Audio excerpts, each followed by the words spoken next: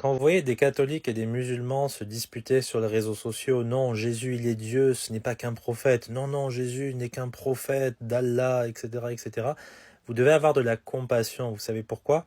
Parce que 100% des musulmans et la très grande majorité des catholiques ne sont pas sauvés et n'iront pas au paradis. Mais rassurez-vous, ça peut changer, hein, ils doivent croire au vrai évangile pour cela. Mais qu'est-ce que je raconte? En fait, ils ont beau se disputer sur la Trinité, la divinité de Christ, c'est des sujets très très importants. Bravo, moi j'y crois en la divinité de Christ et en la Trinité, j'ai déjà résolu ce problème depuis longtemps.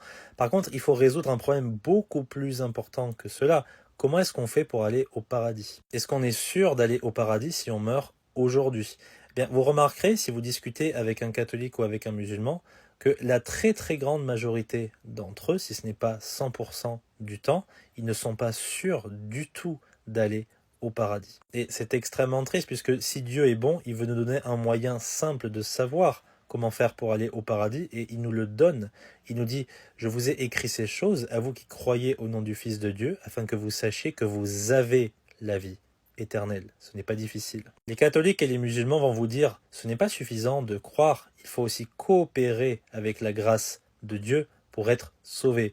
On est sauvé par la grâce de Dieu, par la miséricorde. Cependant, ce n'est pas suffisant, il faut aussi faire les œuvres. C'est dommage parce que la Bible dit, si c'est par la grâce, ce n'est plus par les œuvres. Autrement, la grâce n'est plus une grâce.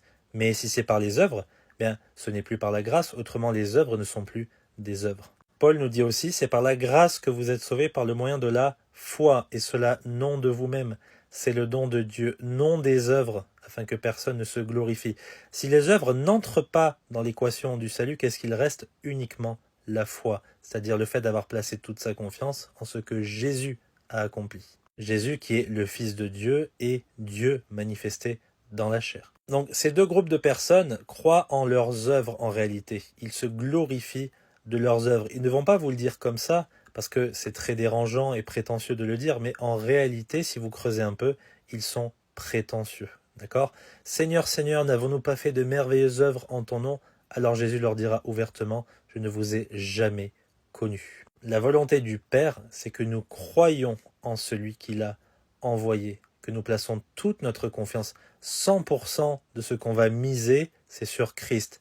Pas 90% sur Christ et 10% sur nous-mêmes. Si vous n'avez pas placé toute votre confiance en Christ, vous n'irez pas au paradis. Malheureusement, repentez-vous, croyez au vrai évangile. Jésus, il vous sauve parfaitement et il vous donne la vie en abondance. Et si vous avez cru en lui, vous serez sauvés éternellement. J'espère que c'est clair pour vous.